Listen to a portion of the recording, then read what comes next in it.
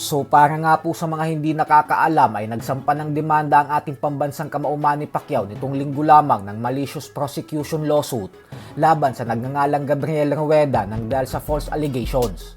Ayon sa artikulo na isinulat ng Inquirer, ay kaya daw ito dinimanda ni Pacquiao ay dahil naunang nagsampa ng kaso at reklamo si Gabriel Rueda matapos nitong sabihin na isa daw siya sa mga tumulong para mangyari ang unang pagtutuos ni Manny Pacquiao at Floyd Mayweather Jr. na siyang naganap mahigit isang dekada na ang nakakalipas. Sa isinampang reklamo ni Rueda ay sinabi nitong may utang sa kanya si Pacquiao na $8.6 million o mahigit 507 million pesos. Dagdag pa ni Rueda na siya daw kasi ang nagsilbing koneksyon sa trainer ni Pacquiao na si Freddie Roach at sa CBS President Leslie Moonves.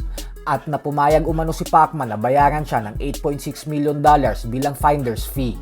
Bagay na madiin naman na itinanggi ng ating pambansang kamao. Ayon kay Pacquiao ay kailanman umano ay hindi siya nakipag-usap kay Rueda patungkol sa meeting ni Freddie Roach at ng CBS President. Bukod dyan ay sa ipinadalang sulat din ng legal team ni Pacquiao ay nakasaad na hindi rin naman umano humingi ng kapalit si Rueda sa pagpapakilala nito kay Freddie Roach kay Leslie Moonves.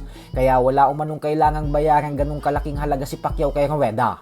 Maliban pa dyan ay humihingi rin ng $42 million o mahigit 2.4 billion pesos itong si Rueda nang dahil sa mga pagbabanta umano sa kanya ni Pacquiao at pagpapadala ng mga katakot-takot na litrato ng mga nasawing tao sa pamamagitan ng bayolenteng paraan.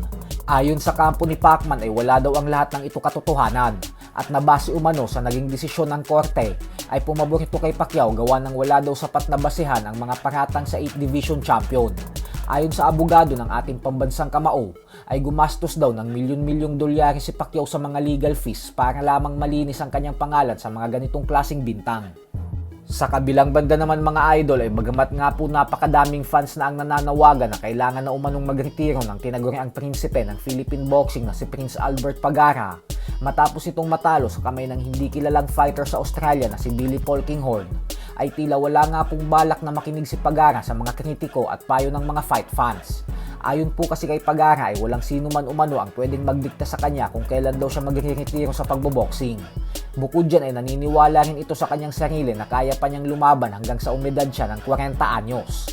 Sa kasalukuyan po ay may edad pa lamang na 32 anyos si Pagara. Kaya naman kung itutuloy niya talaga ang kanyang plano na lumaban hanggang 40, ay ibig sabihin po niyan ay makikita po natin siyang sumampa ng ibabaw ng lona sa susunod na 8 taon. Samantala, ibinunyag naman nga po ni Shakur Stevenson na bagamat nagawa niya ng maging kampiyon sa junior welterweight division, ay pinaplano niya umanong bumalik sa 135-pound lightweight division para sungkitin ang ganging magazine belt sa nasabing dibisyon. Paliwanag ni Shakur na gustong-gusto niya daw kasi ang titulo na ito at nakuha niya na umano ito sa super featherweight at junior welterweight. Pero sa lightweight umano ay hindi siya nagkaroon ng pagkakataon na masungkit ito, kaya gusto niya itong madagdag sa koleksyon ng mga titulo niya. So hanggang dito na lang po muna tayo mga idol.